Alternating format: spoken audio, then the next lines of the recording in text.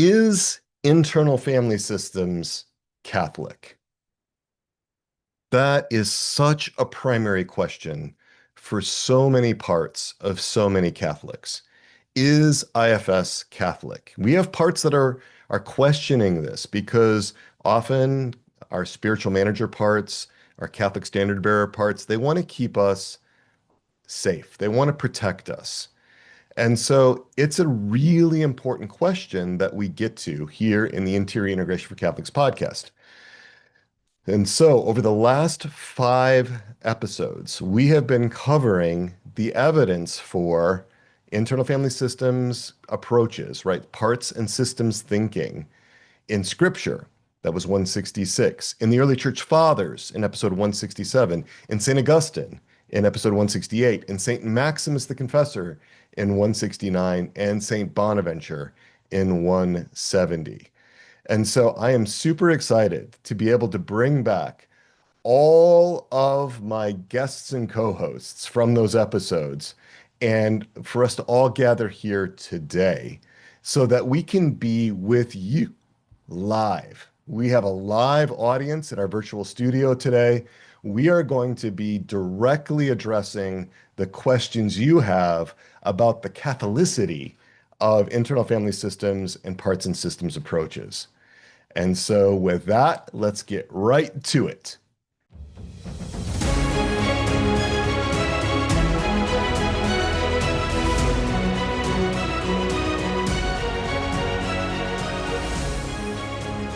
So I am Dr. Peter Malinoski, also known as Dr. Peter. I am your host and guide in this Interior Integration for Catholics podcast. It is so good. It is so good to have you with us, and not just in the listening audience, not just in the viewing audience, but live as we record tonight. So welcome to you and all your parts.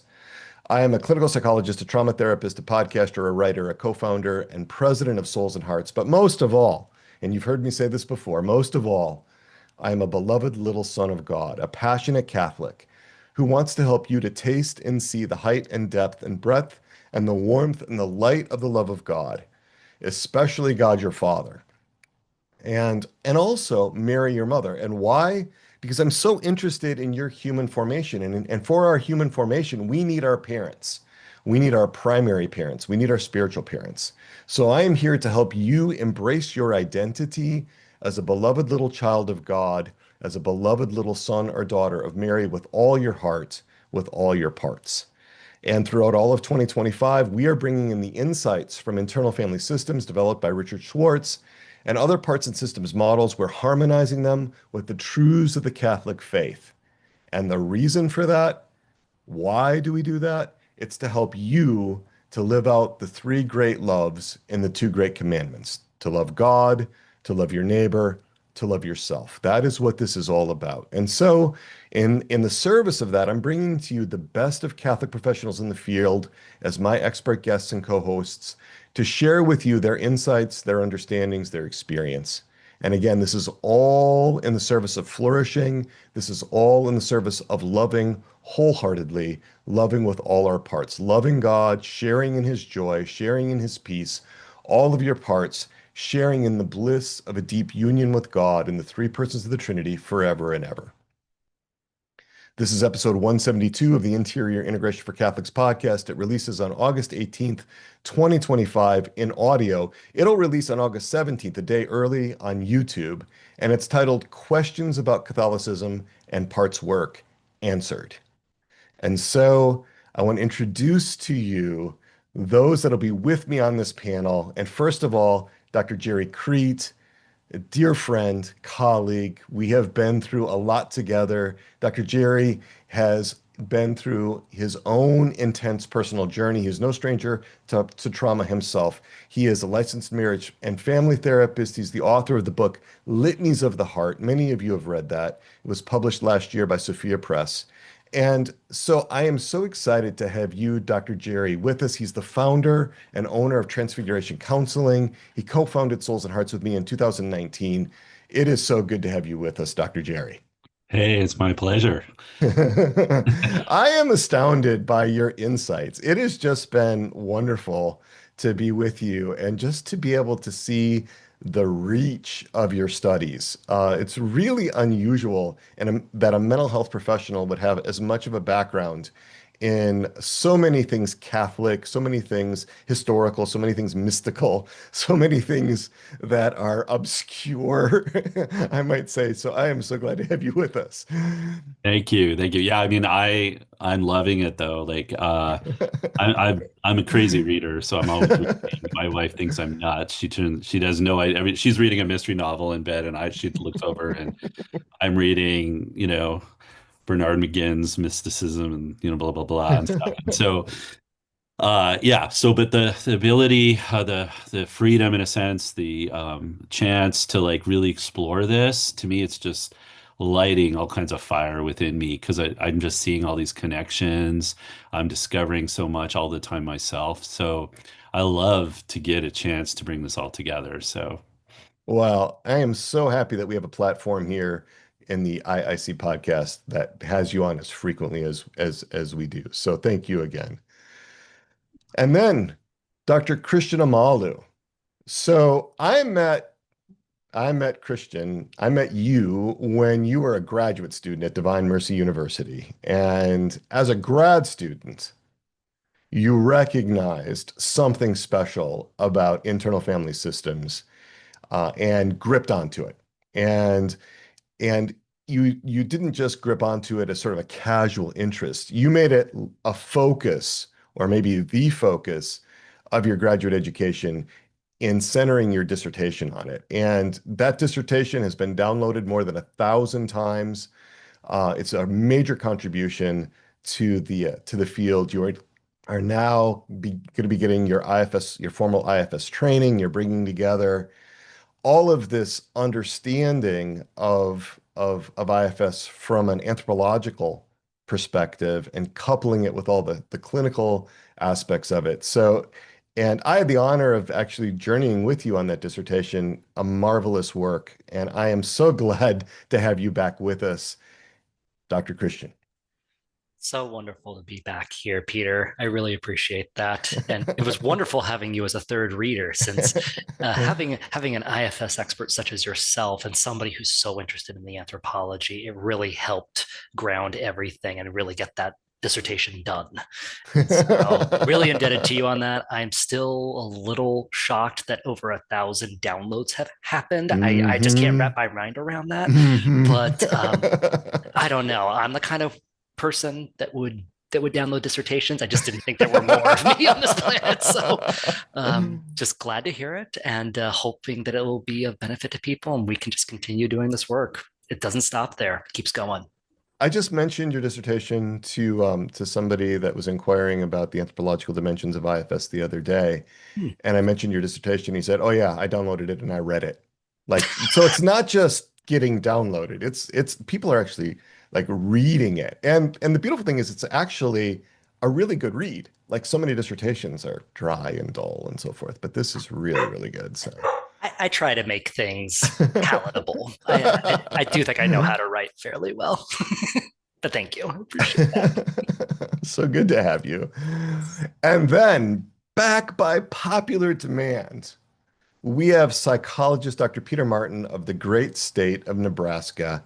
And he has been with us on a number of podcast episodes, including episode 166 in this series. I've introduced him before. He's familiar to you. He is, I would say, the foremost expert on the integration of three things: internal family systems, attachment theory, and a Catholic understanding of the human person. And he's also a dear friend of many, many years. We have had our moments together, and challenged each other and have been friends. And it is so good to have you here with us, Dr. Peter. He's an IFS therapist.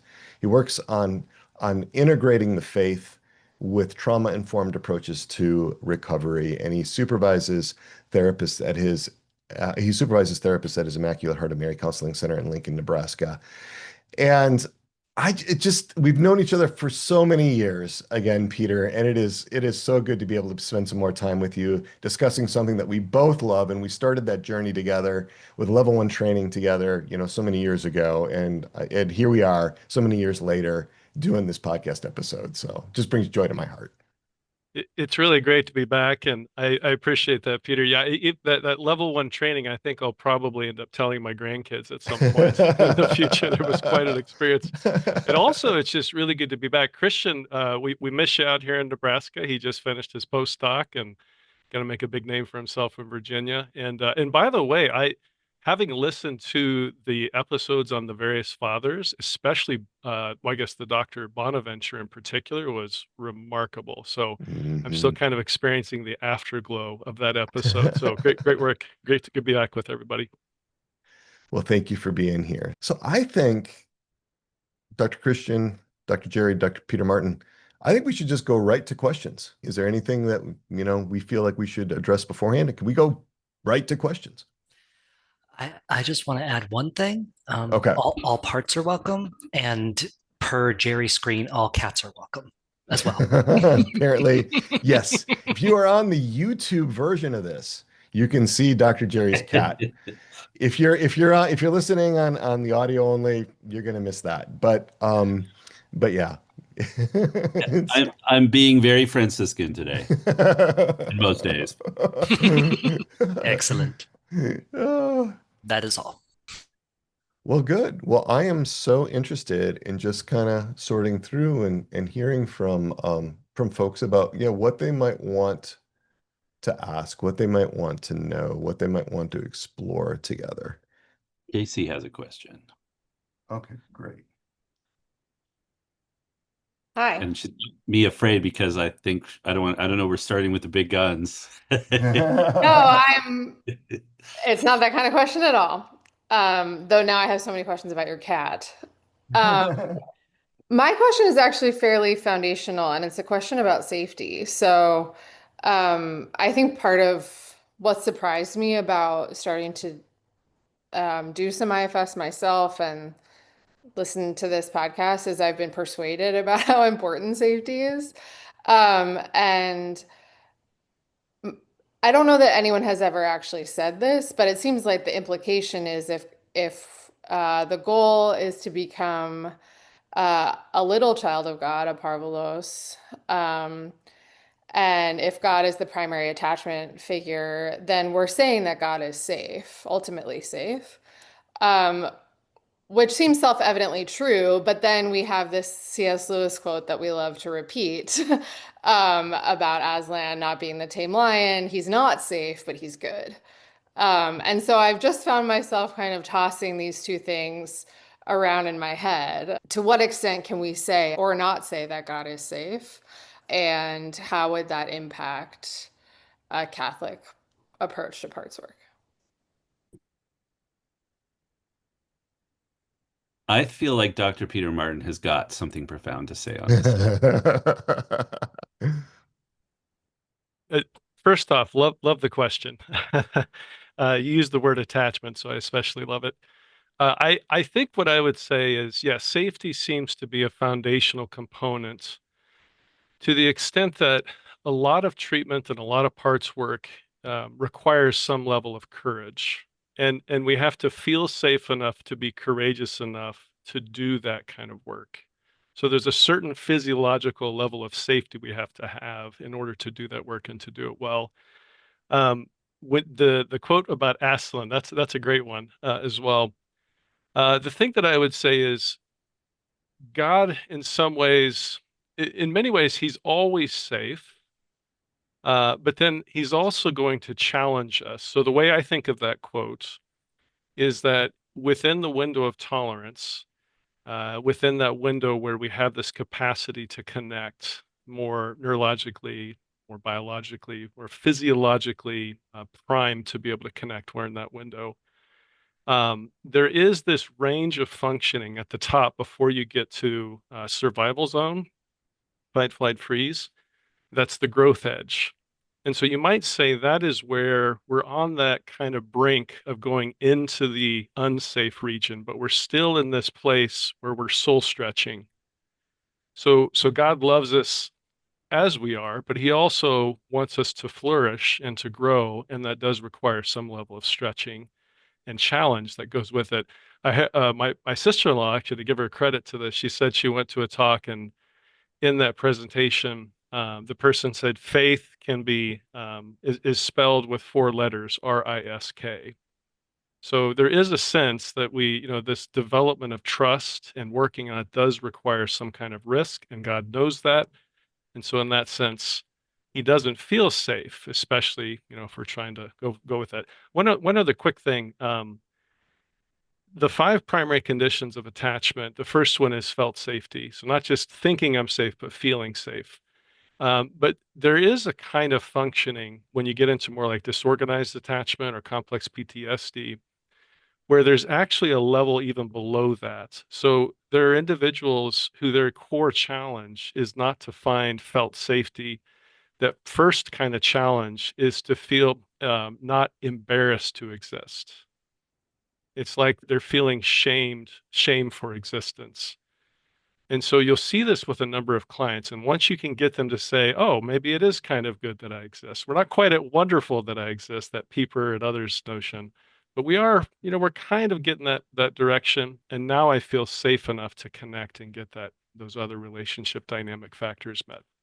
I would throw in a few things. So thank you, Dr. Peter Martin. That's great. I love it. Going in a slightly different direction, I think we might be confusing sometimes safety in this world, because we don't have safety in this world, obviously, a fallen world, all of that.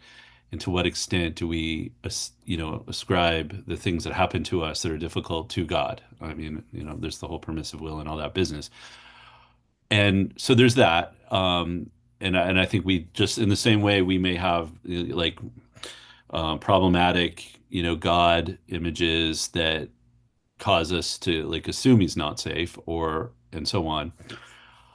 I would say, though, I've just been reading John of the Cross again, because I'm getting ready to, leap into the Spanish mystics, because I'm racing through the centuries here.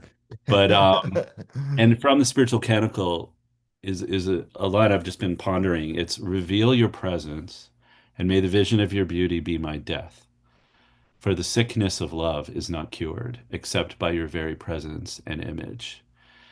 And so I've been pondering that passage, because like I think it's very powerful. What does it mean that the vision of your beauty is my death? That doesn't sound safe. So we are actually called to die. And the mystics get to such a perfect state where they want to die, right, in him. And of course they're reborn, right? It's not the end. But it's like that process doesn't feel safe by most people's standards of safety. And at the same time, I'm going to try to connect a little bit to what Dr. Martin was saying. Like he doesn't, in some ways, give us more than we can handle sometimes. So he is pushing us into that, zone of discomfort sometimes as part of our growth, which doesn't always feel safe. But the ultimate is losing ourselves on some level. And, most of us maybe don't need to worry about it. Like maybe we're never going to get to a place where we're literally giving ourselves so completely to God. I don't know. I'm not there yet. That doesn't feel safe. Like that feels really scary, because I am attached to so much. And I like the idea of it, but I don't know that I want to do it. And I think he's calling us into that danger zone. But just my off the cuff thoughts there. Yeah, I mean, that's exactly the kind of line of thought that I go to. And because that's my background, and psychotherapy is not my background, then I wonder, well, then how can we even talk about this marriage if this... Casey, can you just share your background briefly? Because it's fascinating. I think people will really be interested to know what you just finished with doing, your dissertation and everything. Oh, well, it's not done. Oh, okay. All right. I aspire to have 1% of the downloads for Dr. Crete. Yeah, I'm getting my PhD in theology at Boston College. I work on early Franciscans. I wrote my master's thesis on St. Bonaventure, and now I'm working on a very obscure 14th century Franciscan who does this inner celestial hierarchy as a model of the human person. So when I started hearing the podcast talking about it, I was like, I gotta send a cold email. I Well, was My impressor part is like, oh my goodness. Well, I was just reading your stuff today. I was just spending some time looking at, thrones and dominions and powers and like how they correspond to different, kinds of hierarchy within the self, right? These different angels. And so it's great to have you with us So and I didn't come here to talk about my work, or I'm no. sure part of me did. Well, we want to talk about it now. So Better watch it, Casey. You're going to be a guest here. Don't make my dreams come true, Dr. Peter. But so I mean exactly the thing you just rehearsed, Dr. Gerry, is like that's where my theology brain goes. That like this is not safe at all. And in fact, it's the task for me to become acclimated to this kind of divine standard of safety. But then when I'm, face to face with my therapist doing IFS, like I really need to actually feel safe in the kind of conventional sense. So that's the conflict, is like this word seems to mean two kind of non or maybe what Dr. Peter described, kind of partially overlapping ways. And then it becomes a question of discernment, like, okay, in prayer or whatever in life, this thing that I think I need to do feels unsafe, then do you say, nope, part's not ready for that? Or do you say like, bring it on? Well, I think you work with the parts where they are. I remember being 6 years old and needing surgery, and I did not feel safe in the hospital, but I was able to be there with my mom and my dad, and so I think one of the things that comes to mind, the scripture passage of, your ways are not my ways, your thoughts are not my thoughts. And if our innermost self can be a secure internal attachment figure for our parts, the parts may not understand. They may be coming to God like little children that do not understand what's happening. But if there can be that trust and that trust can be supported so that there is a sense of safety, even though there may not be understanding of what's going on at the level of the parts, I think that's a way to start reconciling, how we can go into something that we know is going to change us, that's going to affect us, like the surgery I was going into, but yet, and not be totally comfortable with it, but feel safe enough, you know? Yeah, because it's not going to be always comfortable for parts. So I don't know if that helps, but. I had some other thoughts that were popping up. Oh, but I'm going to save them. Christian, you need to. I don't need to say anything. I just had a thought. Yeah, there's something in what you just said there, Peter, about you said 6 years old and going into surgery. Yeah. Yeah, I think something that's been really helpful working with so many different clients and having so many different beautiful systems I've been able to encounter. The operative question I have is, where are you starting from? Where's the part starting from? Because I've had some parts phenomenologically that it's like, oh, yeah, this part's 12. I'm like, oh, okay. Well, a 12-year-old developmentally maybe has a different level of capacity. And I've had some clients where they've said, this part is 2 years old and I can't get it to stop crying. You don't expect from a 2-year-old what you expect from a 12-year-old.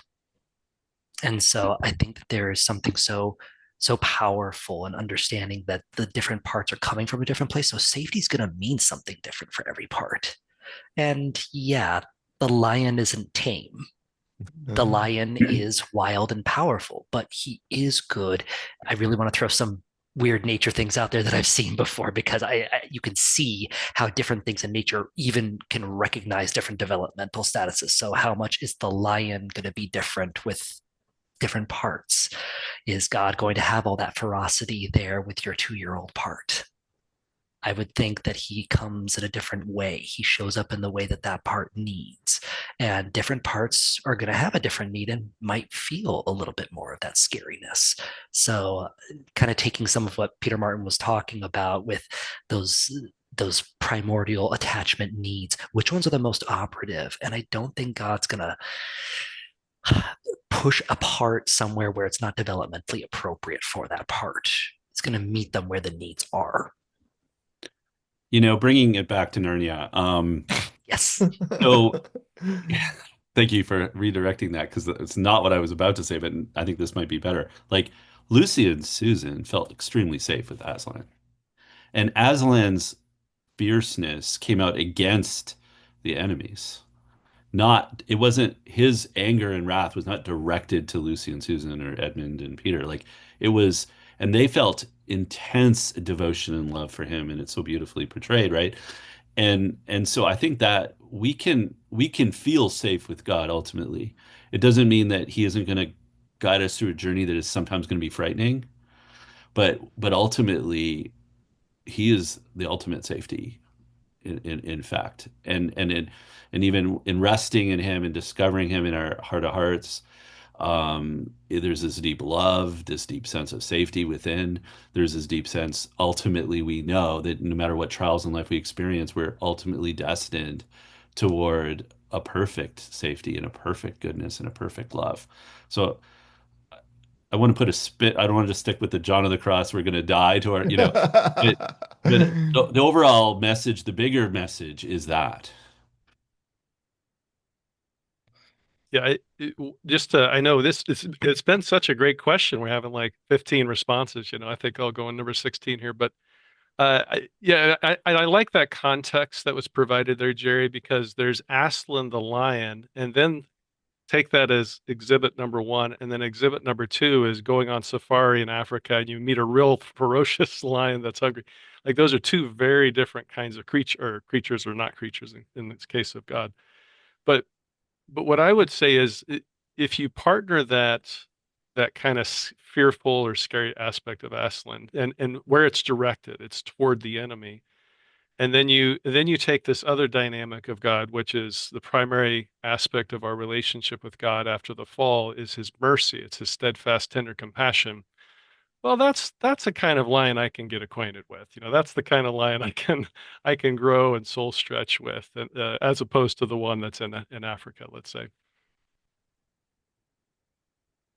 And let's not forget too that in the Voyage of the Dawn Treader, which is actually my favorite of the series, Eustace encounters Aslan when he was that giant dragon, right? And the dragon uses his claws and tears off the scales, which is horrible. I don't know about safe. I'm sure it was hygienic. I'm sure he didn't get an infection from that. But like, it was, painful but necessary. And Aslan was willing to do that out of love. We could talk Narnia, but maybe we save that for another podcast. Narnia and parts. Yes. That's a good one. So just how does that land with you?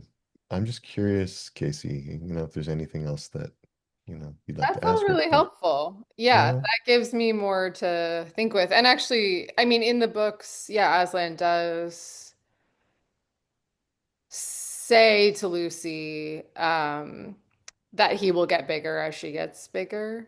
So there is that sense, even within the world of Narnia, that what Dr. Christian was pointing to, that he's kind of accommodating himself to different characters at different levels. And in fact, he doesn't come at everyone with the claws, Right. but he also doesn't not do that because it's the thing that Eustace needs for freedom. But I often think about the scene at the beginning of Silver Chair, which is my favorite, where Jill Pole has just been blown to Narnia, and she encounters Aslan for the first time, and she wants to take a drink from the stream. And she says, can you just go away, please? Well, I don't feel that uncomfortable, like kneeling down and drinking water. And he's like, no. And she's like, okay, I'll find another stream. There is no other stream. And Mm. so to me, that kind of encapsulates like not the dilemma, but yeah, that's kind of that edge of like she has to have the antecedent willingness to trust him, and he's not going to gobble her. Right. But it's also true that there's nowhere else she can go. Well, in God in the Old Testament, right? Like the various people have to have their faces veiled to see him. That's how scary, kind of how not safe he is. Like you'll die if you touch the ark and stuff like that. And yet we have also Christ, who is made, who's human, in order to show God's love and be present with us. So God loves us so much that he knows, like on some level, God is so transcendent and so other that we can't even truly see him, at least not in this life. And yet he goes out of his way to help us with that in an ultimate way. And I think it's helpful to remember that we will have as many different positions toward God as we have parts that are not well integrated. Right Mm. there, and that's one of the beautiful things about an IFS lens or a parts and systems lens when we look at these things through is to say, yeah, it's not either or, it's a both and this and that, as we begin to include more and more of our parts so that we can both feel very close to a particular person of the Trinity, say our Lord Jesus Christ, but we also might have a part that's terrified of Jesus, and it's that all can happen at the same time. There's a multifaceted aspect of this that I think is so much better captured from an IFS perspective than it is from, a single personality, sort of thinking that somehow this is all melded together. So, and again, that's what we've been kind of talking about in the last 5 episodes is like, how are our most luminous thinkers in the history of Catholicism, of the church, how are they conceptualizing that multiplicity? How are they framing that? And what can we learn from them? So yeah, I'm curious if there's other questions, like what else might be on people's minds? I do have a question here that was written in that says, can you speak to the difference in the formation for formators community and the resilient Catholics community? As a spiritual director, I'm wondering where the ideal place is to initially plug in. Um, so I love questions like this, and because it does allow us to kind of highlight some of the things that we offer. I'll try to make this not too salesy, but the Resilient Catholics community is a year-long, um, step-by-step structured approach using small groups that meet weekly to bring the best of internal family systems informed approaches grounded in Catholic anthropology to bring that to our parts. And so what many of us have been doing has been distilling out what are the best ways that we can offer this where it doesn't require therapy, it doesn't require counseling or coaching. And so that is for any Catholic adult who embraces what the church teaches definitively, is interested in parts and systems thinking, and wants to work with their parts in a way that's fully Catholic, to bring them into a closer and deeper relationship, who wants to learn how to love themselves. And the focus is really on empowering your innermost self and your parts to love yourself.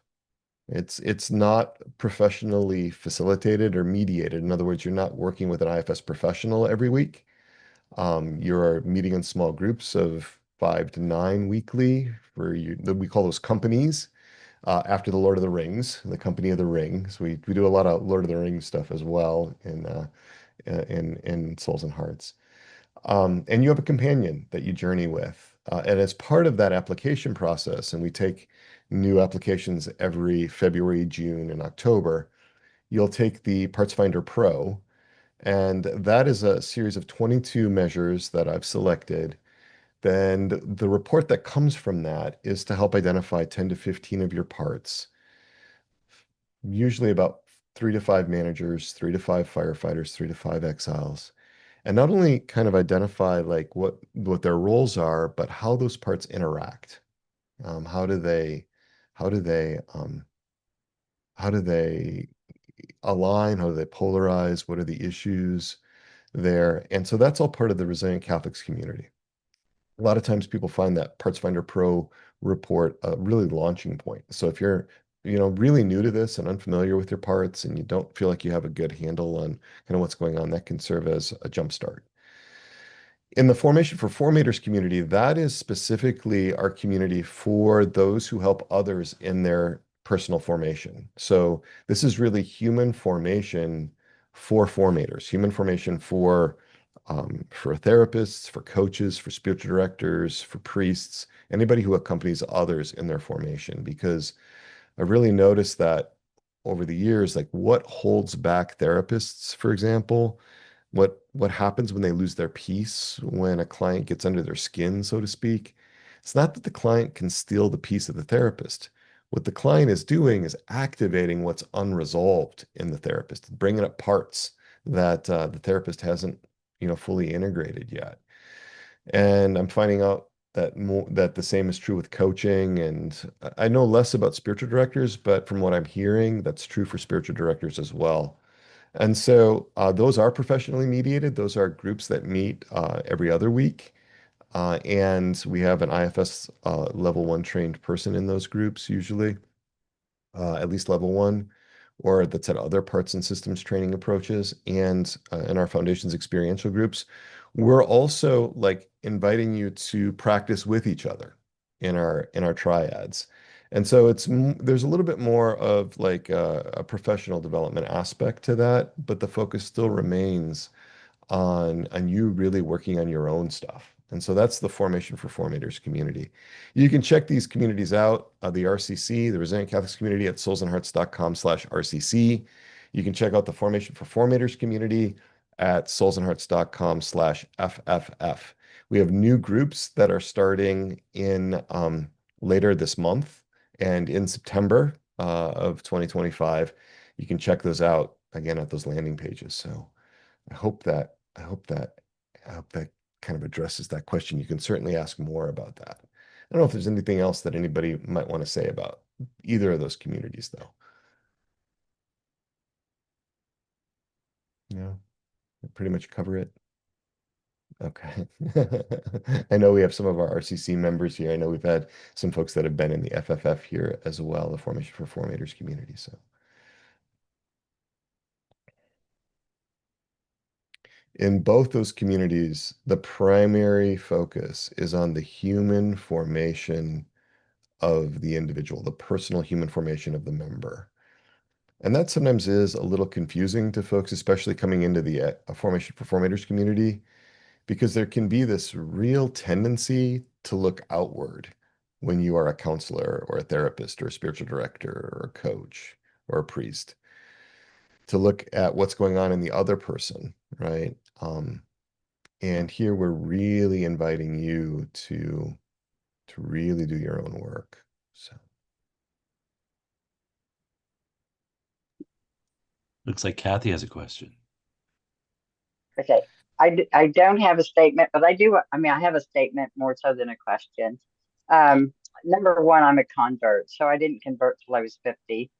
Number two, I have a background in counseling from a very secular background. And so finding the RCC and Souls and Hearts last January was just, I don't know, life changing. And now I just celebrated my 71st birthday. So I feel like I'm just now, I feel so far behind, but I have, and I feel overwhelmed and sad. And it's like I can't read that much. I have too many other obligations that I enjoy.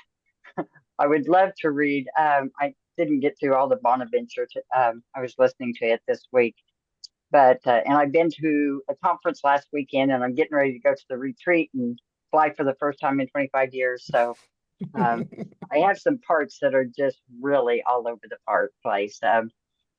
There's two that take over my life, and I've just kind of accepted they're going to be there for the next couple of days.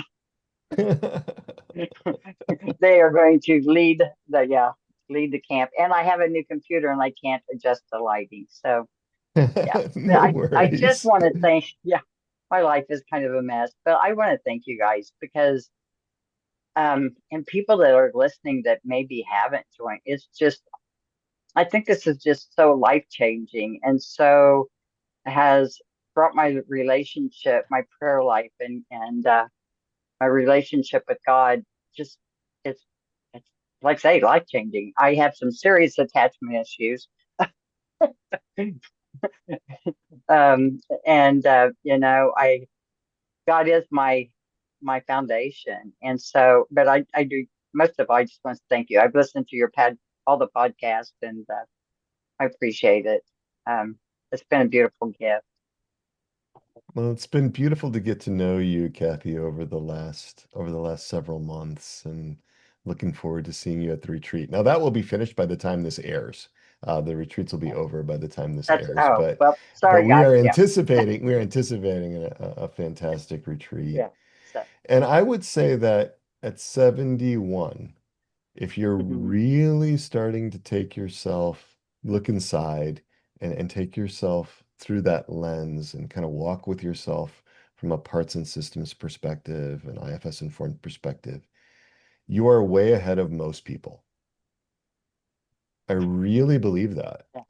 I know it feels like the parts you're behind, but the vast majority of people are not going to engage in this way. And I know that's due to I have a pretty strong prayer life. I had to get on my knees in 2018 and started the ball rolling. So Mhm. yeah, I think God has opened many, many doors. So yeah. And we have hundreds of people in the RCC, and we have quite a number of them in their 70s. It's interesting. We have people everywhere from the 20s all the way up to their 80s right now. Um, so yeah. Yeah, you're not Thank you. alone in Oh, I know I'm being in not your alone, 70s. but Yeah. yeah, the whole Catholic, just the Catholic world itself. When I walked into Mass for the very first time and realized that had been what I had been looking for my entire life, um, and it took me a while because I live in the Midwest, not strong Catholic communities. In fact, yeah, I was in what we call the Vatican for the Assembly of God, uh, Springfield, Missouri area. So there was very few Catholics and very few Catholics in my hometown. So it's not that I grew up around Catholics. I don't have a family Mm, member that's Catholic. mm. So yeah, but it's been a wonderful journey. Well, thank you for that. Um, I'm going to turn to this questions that came in because these questions are gonna launch a big discussion, I think. So here are the questions. Can you speak about parts having different God images and how a person comes to an integrated sense and knowledge of who God is?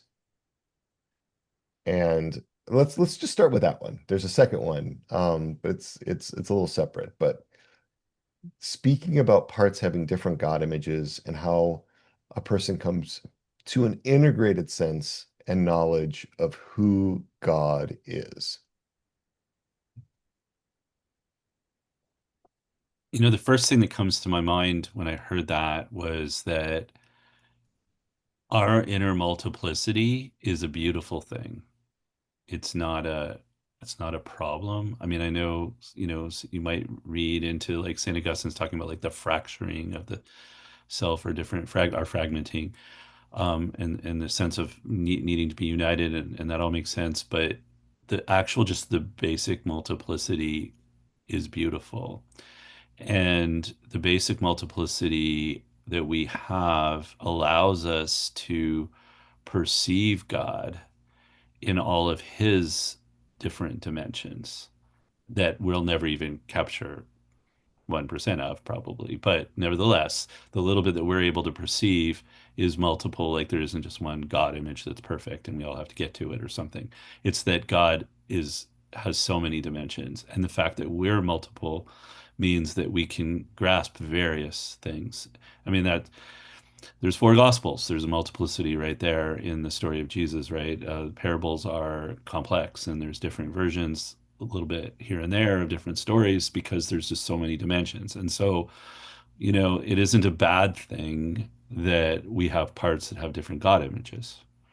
The question, it's only going to be if those images are somehow like problematic God images that need to be restored or adapted or positively or whatever, accurately, is all. And so integration maybe allows the whole person, led by, inmost self, to appreciate the beauty of all of the ways in which all the parts are perceiving God accurately, and being able to like sit with that. And that's an amazing beauty. Like, to me, that's like why when I go to a Byzantine church and I'm surrounded what I feel like is beauty, and I can perceive aspects of God there. But I could go to like just some Bible study, or I could go to a, regular different kinds of masses with different, slightly different, music, or different, slightly different approaches, and still find God there, and his beauty, and just maybe in a different way. And so maybe there's an emphasis over here on God's transcendence, and maybe over there there's an emphasis on Christ and his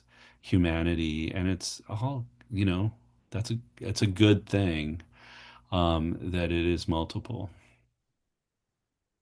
Yeah, And I like the idea of the kind of the varying dimensions or kind of angles at which, let's say, we're drawn to God, or things that appeal to us about him. And Father Groeschel, of happy memory, he said that, if I remember correctly, he said that individuals who convert to Catholicism more fully, let's say, some of them are drawn by its goodness.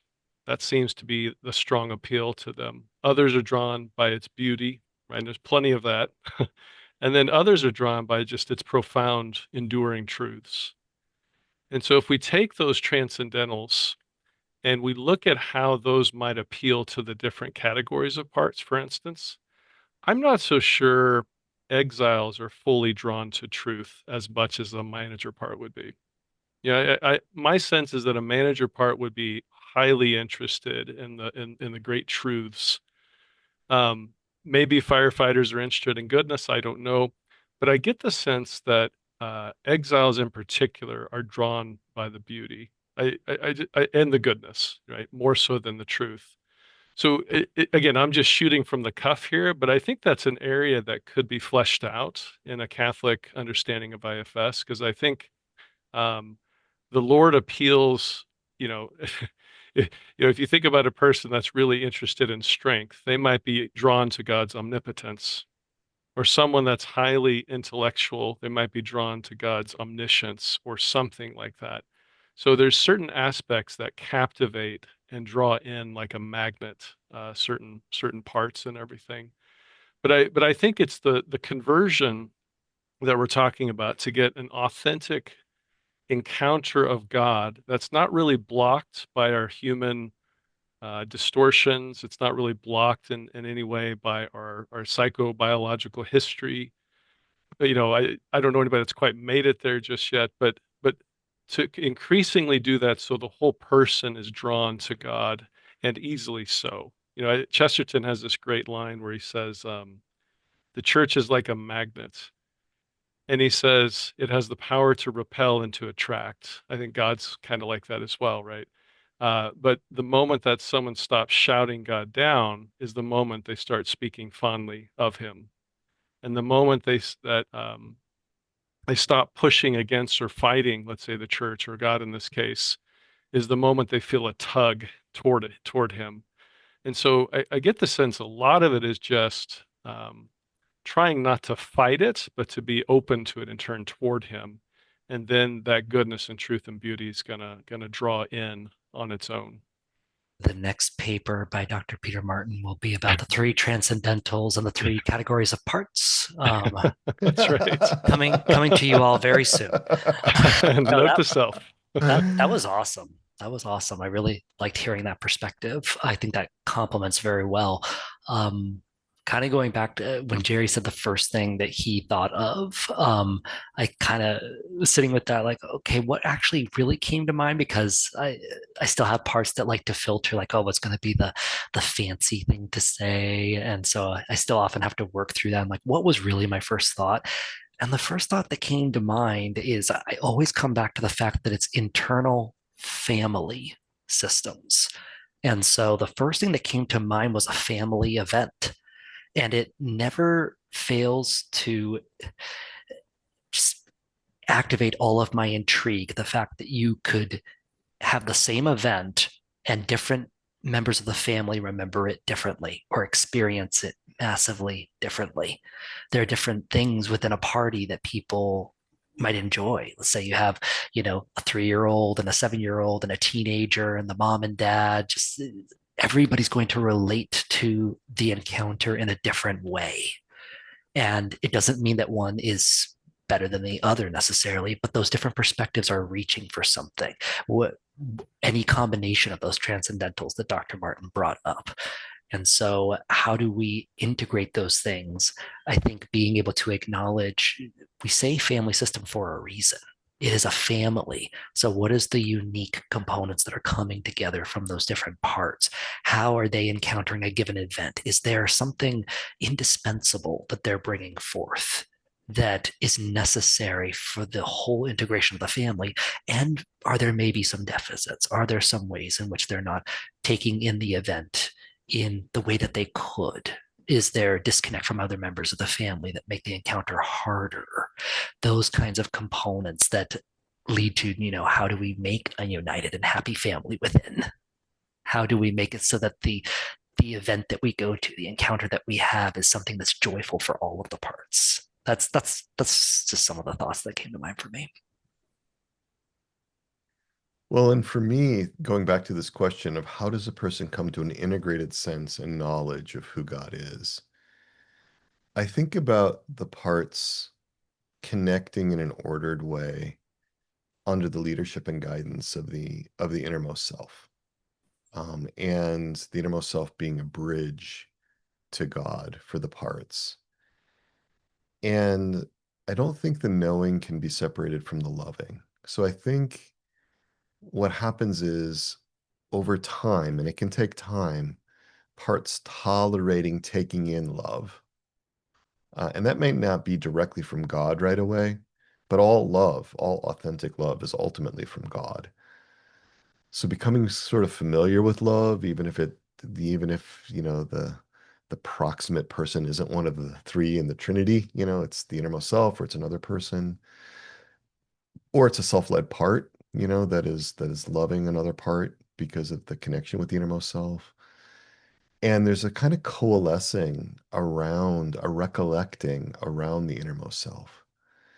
And then the parts that are recollected, that are coming into right relationship with the innermost self, can begin to have the perspective of the innermost self. And not just that, but they also bring their own unique experiences and perceptions with them, their perspectives with them. So it's a both and. Those parts are broadening out the whole system's understanding of who God is. And I think that's part of what our Lord is commanding us in the first great commandment, to love wholeheartedly. And that means with all of our parts. And if a part's left out, if a part's cast aside or not included, there's something that diminishes our connection with God, our potential connection with God. So I look at this as happening both on a natural level, kind of shoring up that natural foundation for the encounter with God by overcoming sort of some of these the fragmentation within, parts coming together. And then as that happens, there's, a tapping into all these faculties, all these powers, all these passions, being able to connect in with the intellect, to be able to integrate memory so that there's a greater sense of at least knowing what the experience of other parts were. And that helps us to kind of triangulate and kind of understand a little bit more in a consistent way what our experience of God is as he actually is. So that's what I would say about sort of that integrative process. And I'm talking about this primarily from the natural realm. At the same time, grace is operative, right? And so there's another set of processes that are happening that are more sort of that are happening more in the spiritual plane, that are more more motive or more impacted by grace. So I think it's a both and, natural and supernatural. But other questions? I'm really curious if there are folks that would like to jump in with a hand raised, and love to hear your voices. I've got a couple that have come in, but I definitely want to create space for folks that might want to ask. Can I just throw something out because I just had a thought about Yes. saying all this, and I'll be heady and conceptual, and I apologize in advance. But when when and I know Casey might appreciate this, like the Dionysian, view, and a lot of the Eastern, Christian view would be that there is no real adequate image of God. And we honestly, on that human level, we do need those images. We do need something to hold on to. We need something to connect. But the ultimate is actually entering into a space where of darkness, or that cloud of unknowing or whatnot, where all of our senses are suspended, and we enter into an experience of God that is actually beyond anything we can imagine. I'm not there yet, so I'm only talking from stuff I've read. But I mean, that is kind of where we're going. Like, ultimately, is realizing, wow, he is so. But it doesn't have to be a scary lion thing. It's like he is so other, but he is so powerful, and that this transcendent, like words don't even describe, being, loves us and wants us and is inviting us more and more into that place. To me, is just remarkable. So I'm just throwing that out because I had that thought. They're related to images. Beautiful. We have this question. Also, when parts blend and there are unwanted behaviors, how does that work with a person's will and Catholic morality? Now, I do want to say we are going to be getting into this question a lot more in a later episode. We're going to be bringing in like parts and moral questions. It's down the road a piece as we get closer or into the fall and winter. We're going to be addressing some of these questions more specifically. But yeah, the faculty of the will, the faculty of the intellect. What's the relationship that parts have with these faculties, and how does that translate into, moral questions? Because that's one of the things that is sometimes a concern from folks, is that are we all sort of like saying, yeah, the innermost self is entirely shielded from any kind of moral responsibility. It's always driven by parts. Is our parts really the ones that are sinning? When there's sin,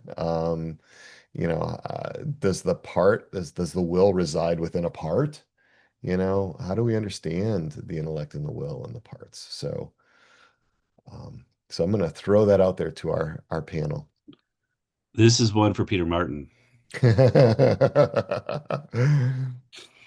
I love, Thanks, Peter, Gerry. how you're being voluntold. Yeah, that's great. I was gonna really just kind of stay quiet on this one, but yeah, The hot potato has landed in your lap, apparently. yeah. No, I mean, just a couple of kind of benchmarks, I think. The first one I'd say is that in order for a thing to be able to sin, it has to be an individual substance of a rational nature, right? It has to have intellect and will. It has to have that. Now, parts in and of themselves don't have that, right? So the human person does, and it's the human agent that sins or does some kind of, action that's good or virtuous. But parts in some ways can condition that. And so So the way I would kind of think of it is after the fall, the intellect is darkened, but not pitch black, and the will is weakened, but not totally paralyzed.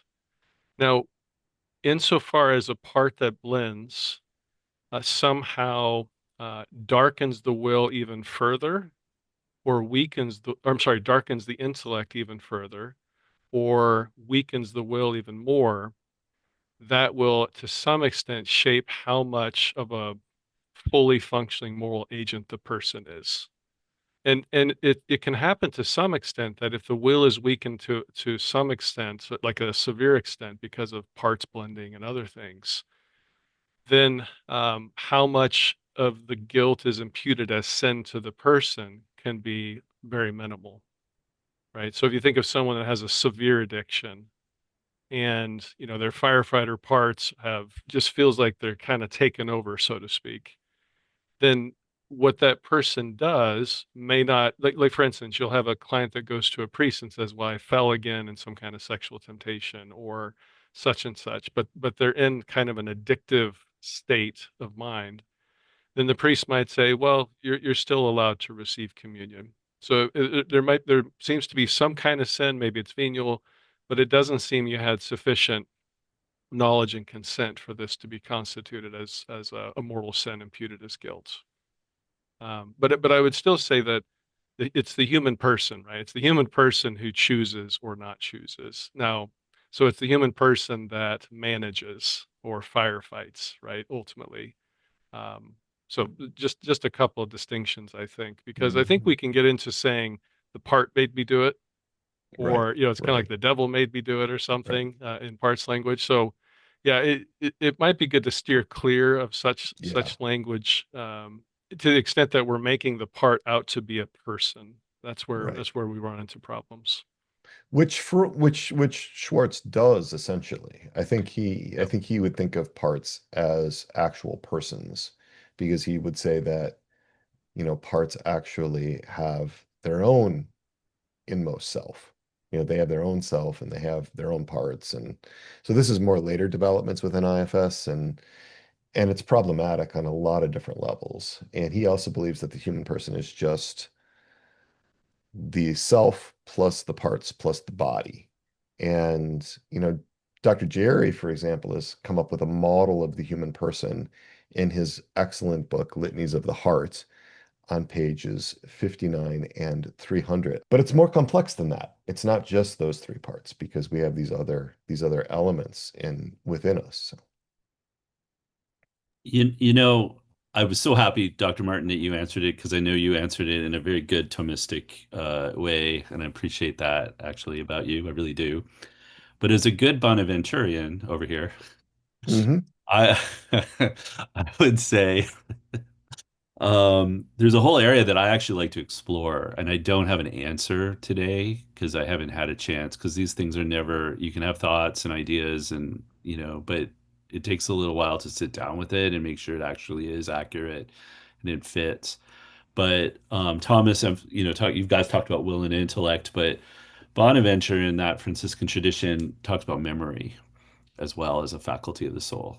And so I think that's a really interesting angle to also include in looking at parts because our parts are existing in our memory in various capacities. Like when we encounter different parts, I talk about my 5-year-old part. I talk about my middle school part. I talk about my, these different parts tend to exist at different times, in different developmental stages in life, right? And so on.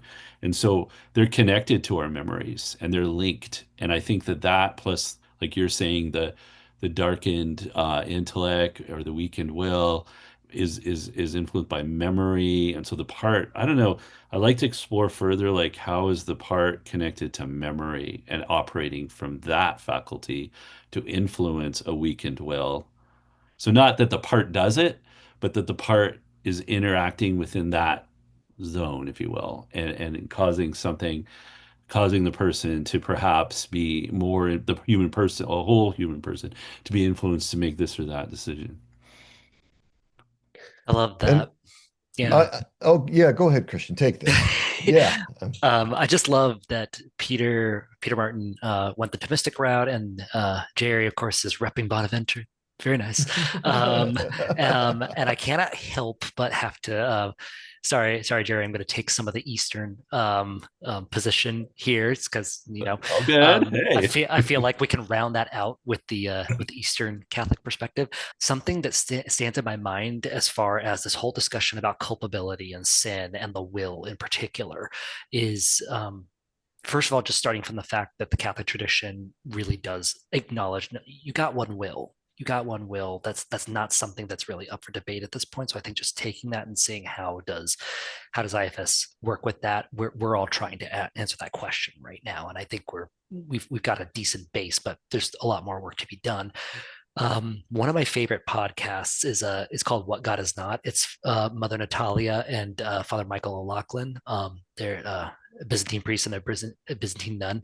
I remember one episode where she was talking about this idea of people often say to err is human, or well, I'm only human when we sin. And she said, no, that's actually not right, because being made in the image and likeness of God, we are made for union with God. We weren't made to sin. Sin is an aberration. And so when we actually engage in sin, she says what we do is subhuman. It's actually below. It's not what humanity is designed for. So when we actually sin, we are departing our humanity, and what that's doing is it's dimming the likeness of God within us. And when you think about who the human person is, this is my riff off of this. I don't believe Mother Natalia said this, but the fact that we are corporal beings and spiritual beings, we are this amalgamation, we are this integrated being. When more and more of that likeness of God is dimmed within us, we're becoming more entrenched in that physical, almost animalistic nature. So as we sin, there's more and more of our image of God dimming, and we're becoming a little bit more animalistic almost.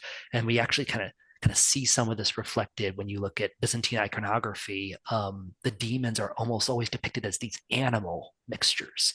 They have descended into the chaos of that animalistic, primal, chaotic zone where there is no intellect, there is no order. They've descended into the violent laws of nature.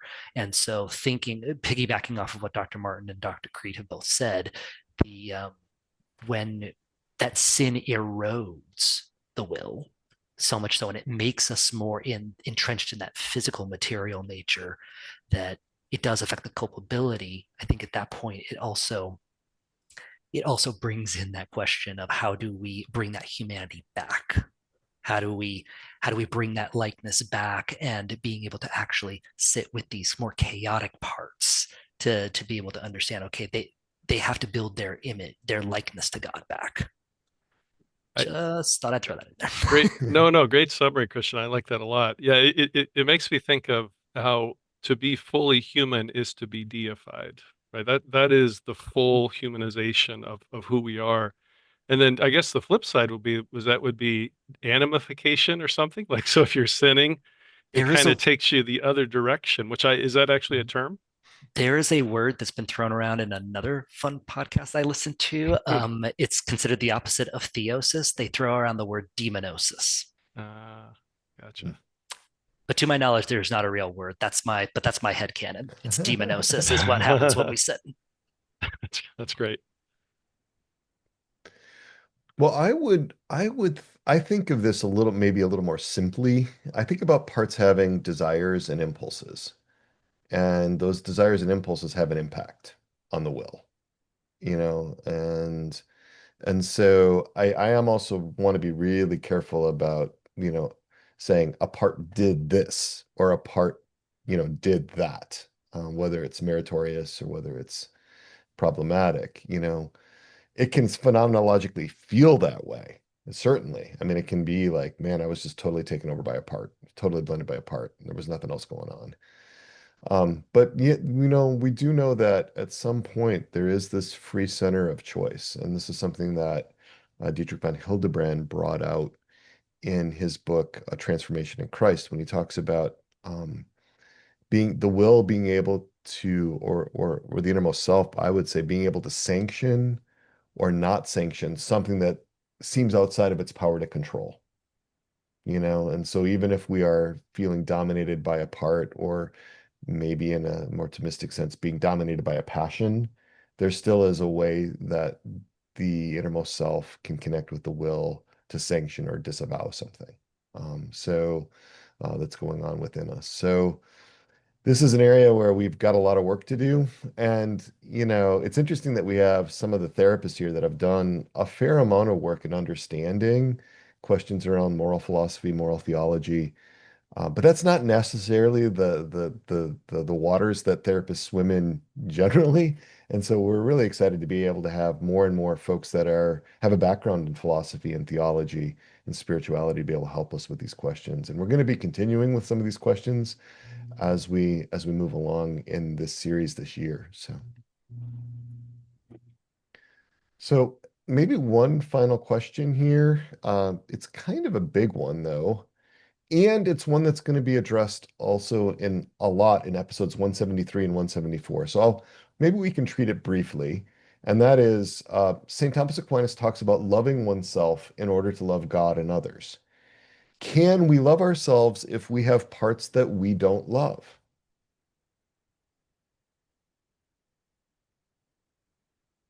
And how do we understand that? Well, isn't it a part that doesn't love the other part? Right? Like not like truly the inmost self, unblended, is like going to love the parts, even when the parts are difficult in some way. Because it kind of does speak a little bit to the morality question. Like to me, the inmost self is darkened. Peter talked about the intellect darkened, but I think of the nous, which does include knowing and intellect, but also as a sense of loving. And apparently Nebula has a thought about this. But the so the nous or the inmost self is darkened and so inaccessible in some kind of way. So now I got distracted and I forgot the original question. We were talking about, can we love ourselves if we have Oh. parts that we don't love? Yeah. So when the inmost self is blended, then you're not going to feel that love toward. You might not, but parts can also love other parts, and parts can have issues with other parts. Correct. So I think that's what we're talking about. I'll stop there. Okay. I don't think I have much more to add to that. A thought that came to mind is I remember growing up the lesson of you don't always have to like somebody, but you're required to love. And love and like are not always the same thing. And I definitely have found a lot of parts that don't like each other in multiple systems I've encountered. But I've also found the ones that do seem to hold a real lack of love. But that's always something I feel the desire to kind of differentiate from. I think I have a very precise part that wants to make those claims and work through that. So I would also kind of take that direction of is it really not loving or just not liking? I think that can be a helpful differentiation at times. Yeah, do we will the highest good? But I think there's also affective dimensions and other dimensions of loving, because I really have parts that object to reducing all of love to the action of one faculty, the will. And that kind of came out in our discussion in episode 170 with St. Bonaventure, that there's a more wholeheartedness to loving. And so I actually think that I'm going to actually go back to Plato on this. And because Plato said, if a man can be properly said to love something, it must be clear that he feels affection for it as a whole, and he does not love part of it to the exclusion of the rest. So I think it's really important that we make an effort to recollect all of our parts and to hold that position of benevolence toward those parts. That's the goodwill. And that we also hold a position of beneficence toward those parts. And beneficence goes beyond goodwill, but also includes the capacity to execute against that goodwill, to carry that goodwill out, and to understand that even a part that's really misguided in its impulses and its desires, it may be pulling us toward things that are really harmful, really sinful, still has good intentions, still is trying to help us. And I think once a system can get to that point where it appreciates that we are seeking at least perceived goods and that parts are at least desiring something that's perceived to be good, then we can actually recognize the authentic need behind that pursuit and come up with better ways for that need to be met. Often it's an attachment need or an integrity need or some question around identity.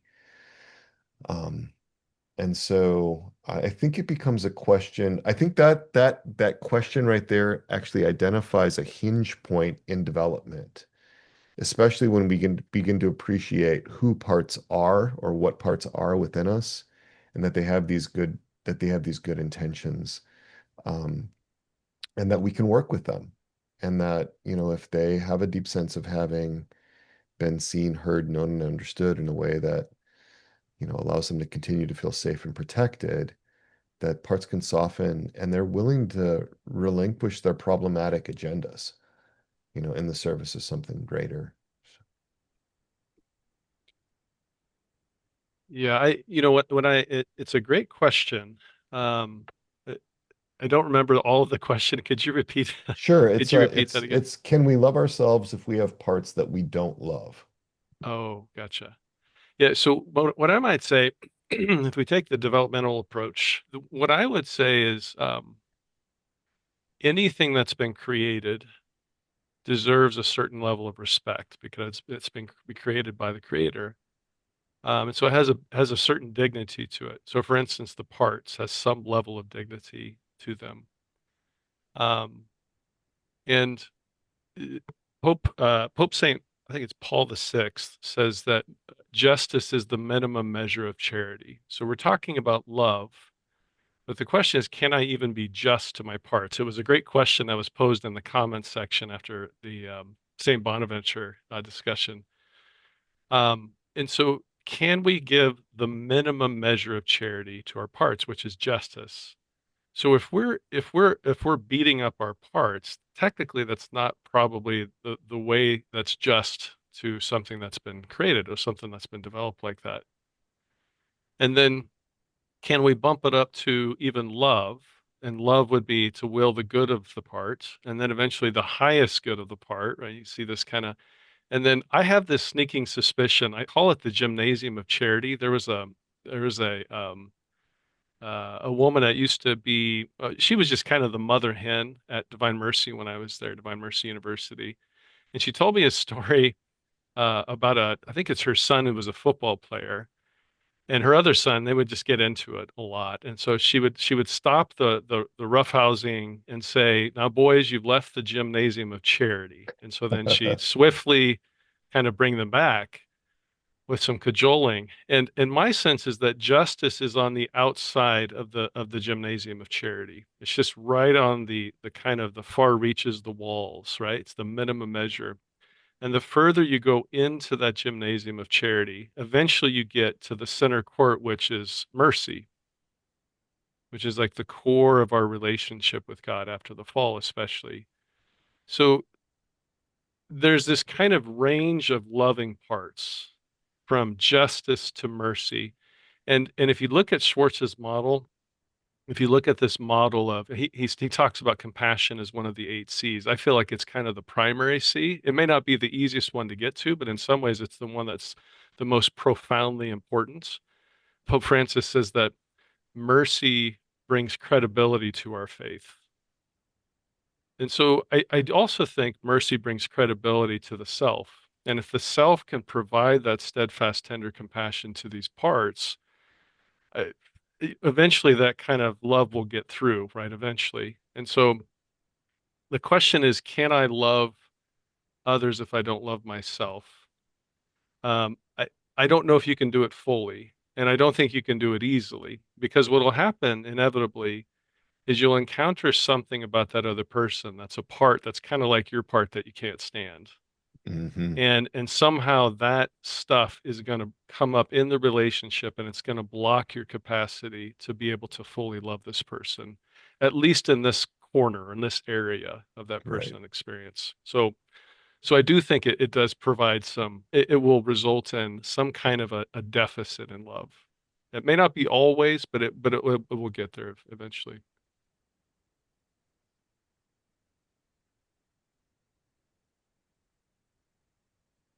Well, any final questions before we bring this to a close? We have just curious if anyone else has a question before we draw it to a close for tonight.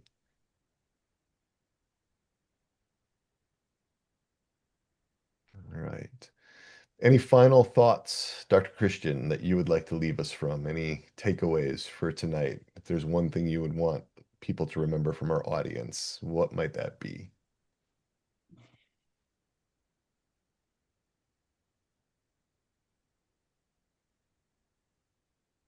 Try not to be too fancy. The whole idea around safety has really stuck with me. And yeah, the image of Aslan and the way he was with the different children, the different characters. I think I've seen that time and time again with the clients I've worked with their systems, that God enters in and he responds to the parts in the ways that they need. That's, I It's think, almost like you're suggesting that God is attuned to our parts. Sure. If you want to call it that, sure. He has that capacity. Yeah. Mm-hmm. It's like he knows what he's doing. Yes, yeah, who knew? Who knew God could be like that, huh? Well, thank you for that, Dr. Christian. Dr. Peter Martin, I'm curious if you have a takeaway, something that you would really like our audience to remember. Yeah, it feels like Christian and I have kind of hovering on a similar topic, that issue of the developmental aspect of God's love for us. He knows where we're at. He knows our struggles. He knows our fears. He knows our challenges. He'll comfort us when we need comforted. He'll challenge us when we need challenged. And I like that language. I always get the term mixed up. What Anthony Flood's language, it's called omnisubjectivity or Mhm. omni-intersubjectivity. I can't remember the Mhm. term he used.